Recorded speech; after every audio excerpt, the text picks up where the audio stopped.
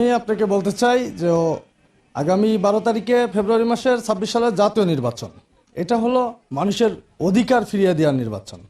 এই নির্বাচনে মানুষ তার অধিকার ফিরে পেতে চায়, মানে ভোট দেওয়ার মাধ্যমে তার স্বাধীন মতামত ব্যক্ত করতে চাই। আর যেটা গণভোট বলছেন, গণভোট এই ইতিমধ্যে আপনারা লক্ষ্য করেছেন, আমাদের বাংলাদেশ জাতীয়তাবাদী দলের স্থায়ী কমিটির মেম্বার আমাদের সালাউদ্দিন সাহেব খুব ক্লিয়ারলি বলেছেন যে জাতীয় গণভোটের যে প্রশ্নগুলো সংস্কার কমিশন প্রস্তাবনা করেছে জুলাই বিপ্লবের পরে আর কি, সেখানে যা আছে তা 2023 সালে আমাদের দলের ভারপ্রাপ্ত চেয়ারম্যান জনাব তারেক রহমান সাহেব 31 দফার মধ্যেই অলরেডি সব কিছু সংযুক্ত করা আছে।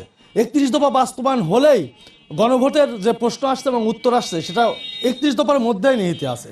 সেটা আমাদের চেয়ারম্যান সাহেব অনেক আগে এটা চিন্তা, বাংলাদেশ জাতীয়তাবাদী দল অনেক আগে এটা চিন্তা করেছেন যে মানুষের সংস্কার দরকার, মানুষের কি প্রয়োজন, আগামী বাংলাদেশে কি প্রয়োজন, নতুন বাংলাদেশ বিনির্মাণে কি প্রয়োজন, তা আমাদের 31 দফার মধ্যে সুন্দর ভাবে উপস্থাপন করেছেন।